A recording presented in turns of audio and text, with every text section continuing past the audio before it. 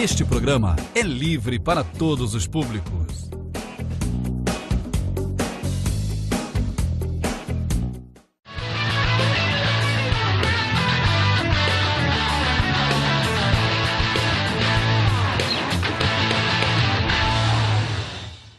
E aí pessoal, bem-vindos a mais um Duas Rodas News, programa totalmente dedicado ao motociclismo, levando para você o que tem de mais importante no mundo duas rodas. E lembrando que você também pode participar do programa, enviando sua mensagem com sugestões, fotos, dúvidas e tudo mais, pelo site ou pelo Facebook. Dá uma olhada agora no que a gente vai ver no programa de hoje.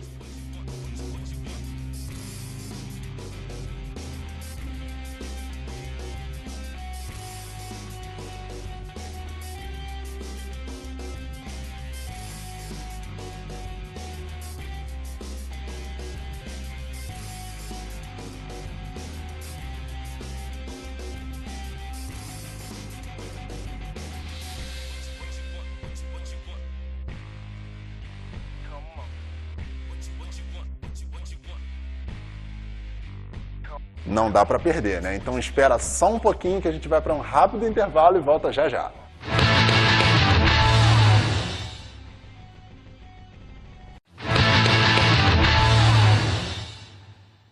Agora eu quero deixar declarada aqui a minha indignação com a irresponsabilidade de certas autoridades, pois eu tenho visto uma série de acidentes pelas ruas que quando você vai avaliar de perto, a culpa não é de nenhum dos envolvidos, e sim da prefeitura ou dos órgãos responsáveis por determinado serviço público.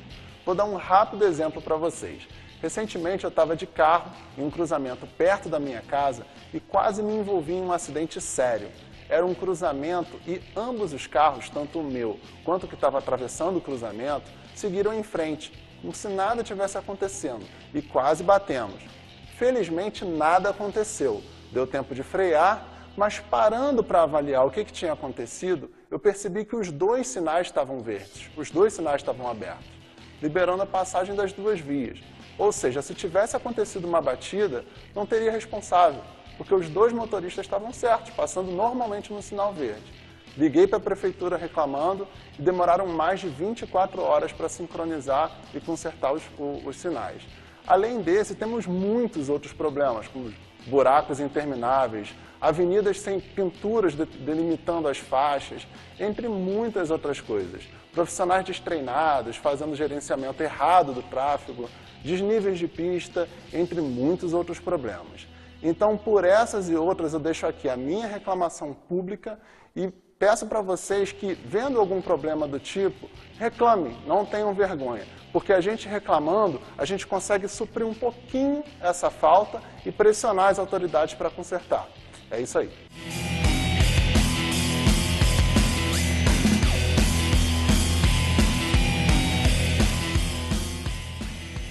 A inglesa Triumph, cada vez mais consolidada no Brasil e seguindo com sua atuação bastante agressiva no mercado nacional, lançou nessa semana mais um modelo, o 8º só em 2014. Dessa vez o foco é atender o público amante das customs clássicas, sendo uma concorrente de peso no segmento cruiser.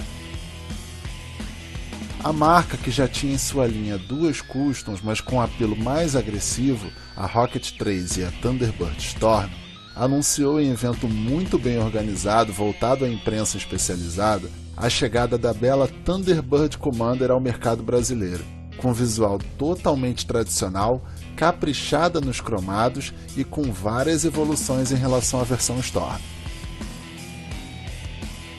A Commander oferece uma performance fantástica, proporcionada pelo mesmo motorzão 2 cilindros em linha de 1.699 cm3 que equipa a versão Storm, gerando 93,8 cavalos de potência a 5.400 RPM e torque de 15,3 kg a 3.550 RPM, trabalhando com câmbio de 6 marchas, resultando em um torque brutal com entrega de potência de forma bastante progressiva, com resposta muito rápida e intensa. Entre os pontos que mais me chamaram a atenção ao pilotar o novo modelo ficou a ciclística. Apesar do porte avantajado e de seus 348 kg abastecida, a Commander tem excelente distribuição de peso, fazendo dela uma máquina inacreditavelmente leve, mesmo em baixa velocidade ou em manobras de estacionamento, o que resulta em uma total precisão e suavidade na hora da pilotagem.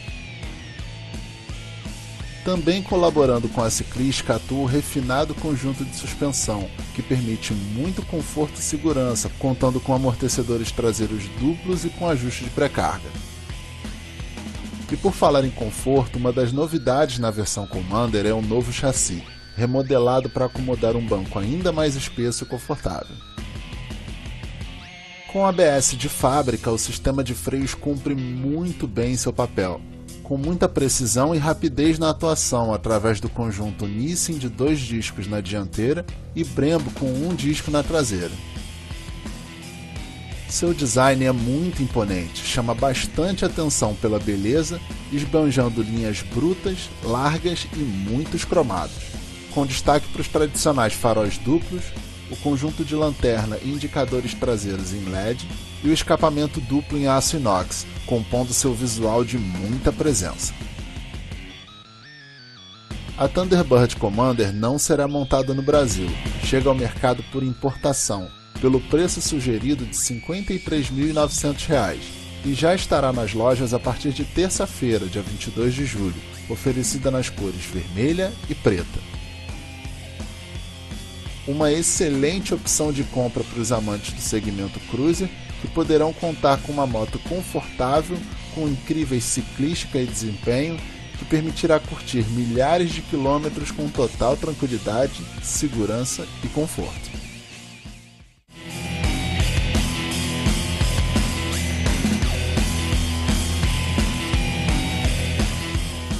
Um ponto que deixa muitos motociclistas curiosos é em relação a curvas com motos esportivas. É comum ver em estradas e principalmente nas pistas, que é o lugar certo, pilotos raspando o joelho no asfalto, o que acaba instigando os motociclistas a querer fazer o mesmo. Mas aí fica a dúvida sobre a real necessidade disso, importância e forma correta de raspar os joelhos. E eu vou esclarecer isso agora para vocês. Chega a ser preocupante andar nas estradas ou mesmo nas pistas e dar de cara com uma quantidade enorme de motociclistas fazendo um tremendo esforço na hora de pendular, que é aquele movimento de deslocar lateralmente o corpo na moto para a parte interna da curva, muito além do necessário, só para dar aquela raspada com a saboneteira no asfalto. O resultado é que em muitos casos acabam raspando não só os joelhos, mas também o corpo todo.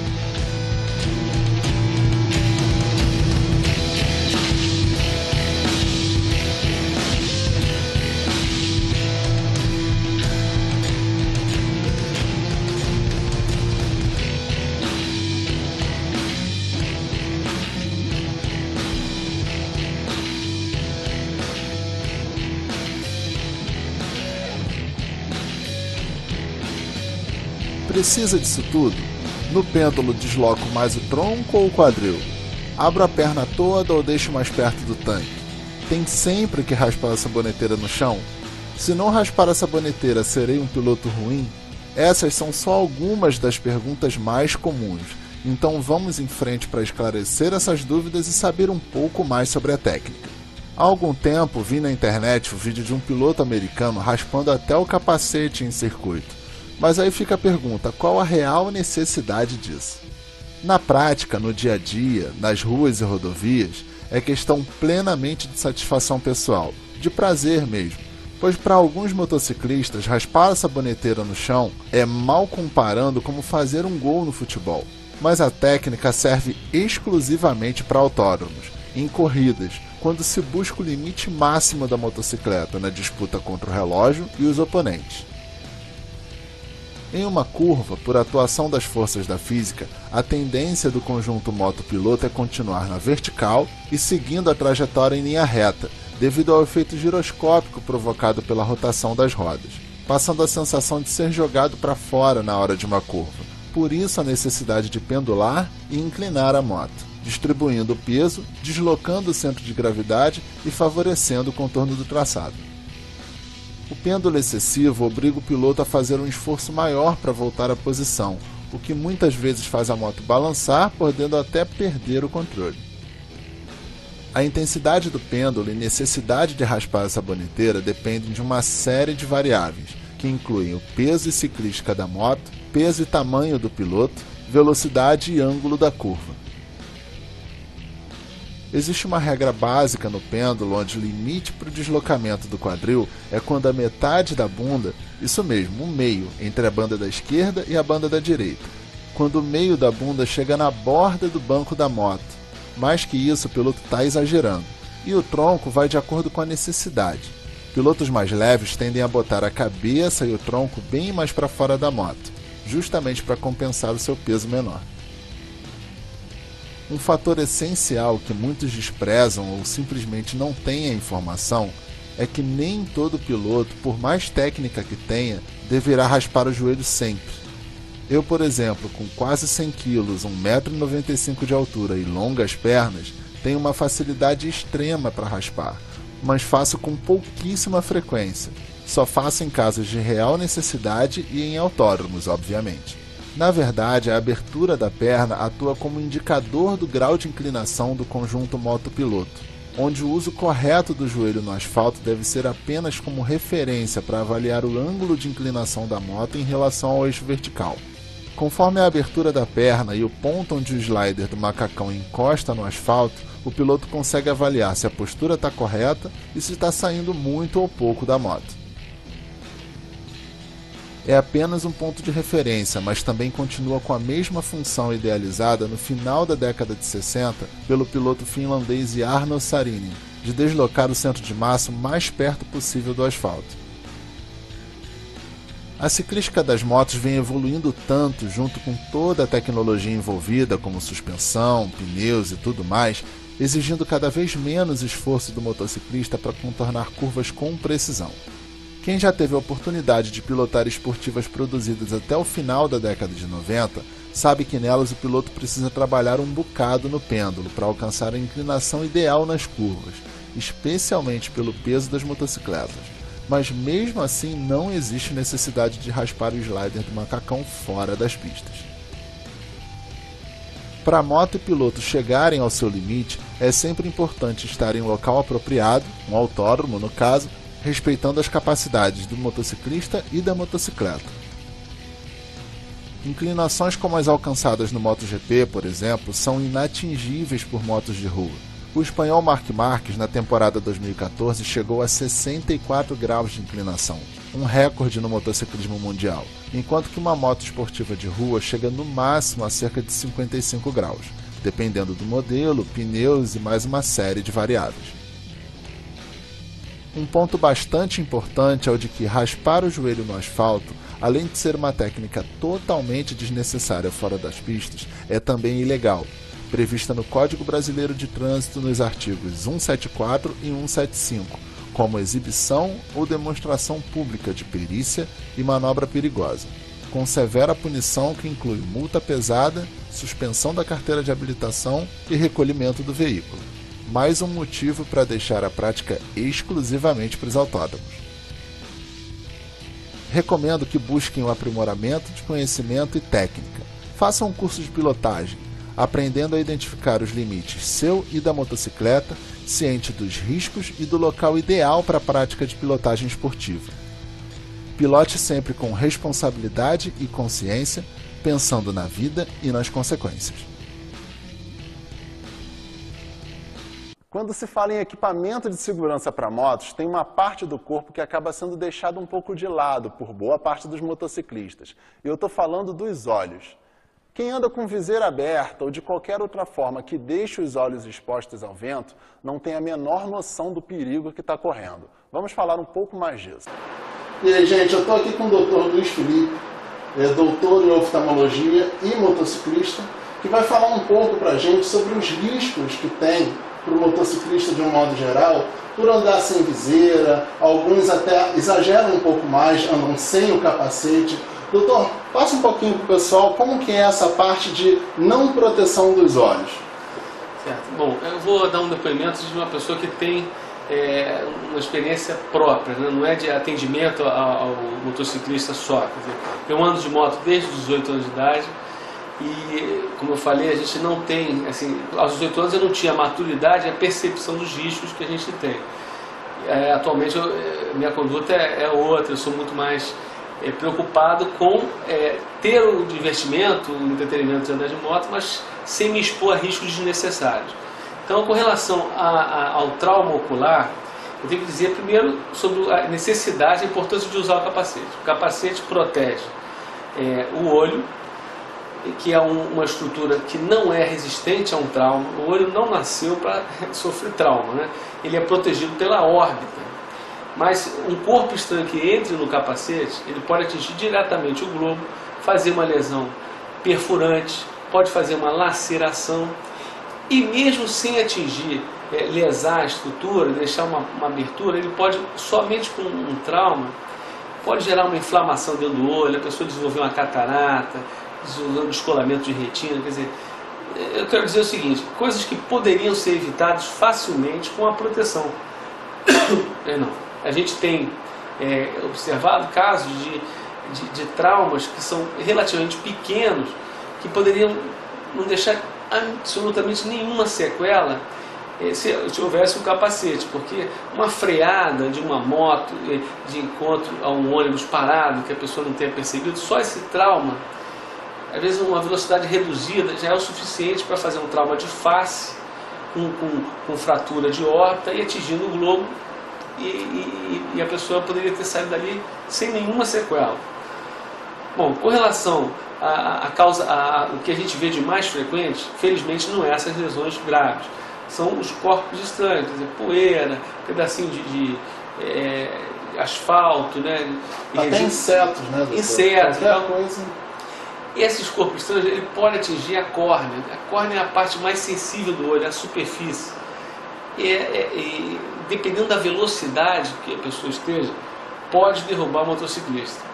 Porque é reflexo da gente, com a sensação de dor aguda, fechar o olho, lacrimejar, e a pessoa pode se desorientar e cair. Quer dizer, então não é uma opção, tem que usar o tempo todo, entendeu? Então você tem que proteger de um risco que não é tão assim inexpressivo, é um risco muito tem que ser considerado, quer dizer, sobretudo quem anda em lugares, por exemplo, que terra, que tenha muita poeira.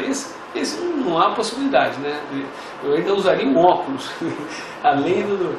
Mas é isso, a gente tem que tomar os cuidados, né? Não tem como escapar disso. E além da viseira, do capacete em si, que o doutor falou, é muito importante a questão da viseira. Não adianta de nada estar de capacete com viseira aberta, porque o portal de entrada para o asfalto, insetos e tudo mais, está aberto de qualquer maneira e os riscos são bem similares. E doutor, em relação mesmo com o capacete fechado, as passagens de ar do capacete deixam entrar poeira, grânulos de areia e tudo mais. Pode-se fazer o uso de algum tipo de lubrificante ou alguma coisa do tipo? Pois é, isso eu acho super interessante. A pessoa tem que ter, quem usa com muita frequência no dia a dia a motocicleta, eu acho interessante ter um colírio lubrificante. Agora, numa situação qualquer, o lubrificante na verdade é uma lágrima artificial, quer dizer, só lavar com água limpa, remove impurezas. O lubrificante protege de uma certa forma. Então é interessante, quem costuma andar em lugares com terra, tem um colírio que possa usar para lubrificar e lavar. Quer dizer, se tem alguma percepção de corpo estranho, para que não fique ali o corpo estranho arranhando, machucando a superfície, chegou no primeiro lugar que tenha uma água limpa, que aquele corpo estranho, inclusive, pode ficar debaixo da pálpebra e não piscar, sem lesando a córnea. Então limpar assim que possível, lubrificar o olho, né? Sobretudo pessoas que andam em lugares com muita poeira e tal. Né? Perfeito, doutor. Então é isso, gente. Atenção total aos olhos para continuar curtindo o passeio sempre, 100%, sem qualquer tipo de problema. E um ponto muito importante que o doutor falou é em relação, às vezes nem pega efetivamente, não causa nenhuma lesão no olho, mas o simples fato de tirar a atenção, de você fechar os olhos, piscar ou qualquer coisa do tipo, pode ter um obstáculo na frente, pode ter alguma série de coisas que vai provocar um acidente, de qualquer maneira. Então, um foco total, cuidado com os olhos, sempre equipado, e vamos curtir o passeio. O Duas Rodas News vai para um rápido intervalo e volta já.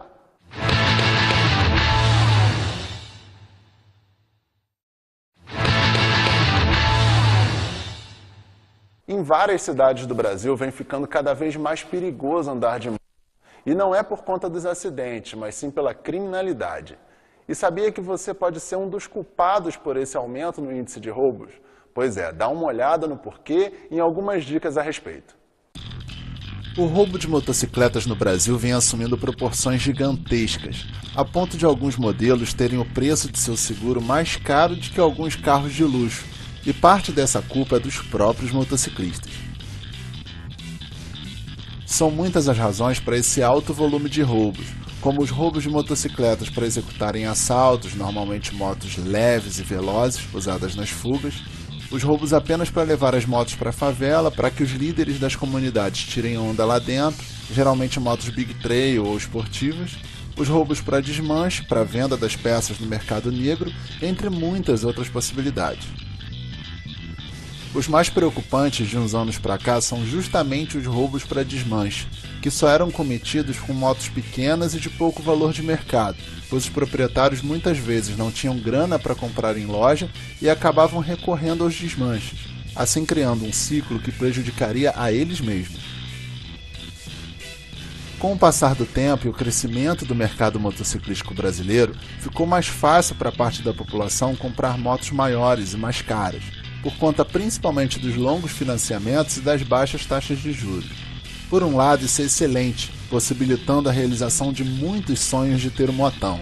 Mas como na hora de fazer a manutenção ou reparo dessas motos o custo é alto, muitos desses motociclistas recorrem ao mercado ilegal, trazendo um efeito colateral bastante perigoso que vem prejudicando a todos nós, onde os roubos de motocicleta, independente da cilindrada ou do preço, aumenta a cada dia. É comum ver motociclistas perguntando sobre locais de venda de peças mais baratas, pois na revenda está muito caro, o que de fato é uma realidade, mas na maior parte dos casos ainda é a melhor solução. E é grande a quantidade de pessoas que alimentam o mercado negro na inocência, sem ter noção do que está fazendo. Até bem pouco tempo existiam modelos de moto que o índice de roubo era zerado ou muito pequeno, mas que atualmente chegaram a ponto de ter inclusive quadrilhas especializadas nesses determinados modelos ou marcas. E essa bandidagem vem sendo alimentada pelo mercado negro de peças sustentados pelos próprios motociclistas. Quero mostrar para vocês que a lógica é bem simples. Se não tiver quem compre, não tem quem venda essas peças roubadas, e com isso o ciclo se quebra, pois o mercado negro não vai ter para quem repassar as peças e não vai ter razão para roubar as motos. Aos que se julgam espertos e compram conscientemente peças no mercado negro, não esqueça que amanhã ou depois você poderá ser a vítima da bandidagem que você mesmo alimenta, podendo custar muito caro, pagando inclusive com sua própria vida. Vale a pena? Deixo também o alerta às forças policiais, pois muitos desses pontos de venda têm endereço fixo, alguns até muito bem localizados em grandes centros comerciais, e podem sim, com certa facilidade, ser desmantelados. Então por que não voltar um pouco dos esforços das operações policiais para a interrupção do movimento dessas quadrilhas? Motociclistas, façam um pouco de sacrifício e só comprem peças originais e com procedência, ou então as chamadas paralelas em lojas legalizadas. Não esqueçam que uma das maiores características do motociclismo é a solidariedade, e não comprando peças roubadas estamos nos preocupando conosco, mas também com todos os nossos irmãos motociclistas. Isso não deixa de ser um grande exemplo de solidariedade.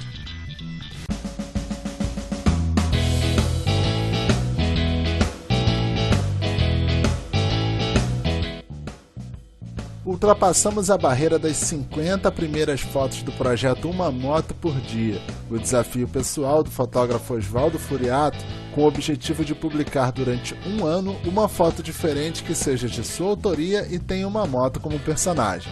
E você acompanha na íntegra as 365 fotos aqui no Duas Rodas News. Agora vamos ver as fotos dessa semana.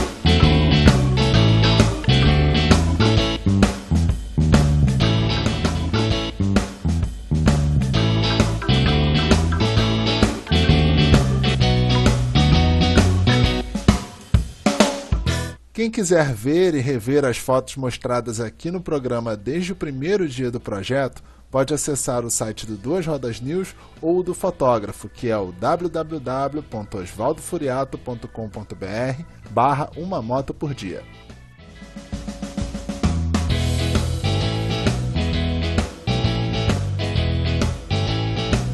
E o programa de hoje vai ficando por aqui. Não deixe de participar enviando suas sugestões, dúvidas e tudo mais pelo site ou pelo Facebook. E lembre-se que você pode assistir ao programa de qualquer lugar do mundo, pelo site da Luau TV ou do Duas Rodas News, além de rever os programas anteriores pelo canal no YouTube. Então acessa lá e se inscreve. Um grande abraço e até o próximo programa. Tchau, tchau.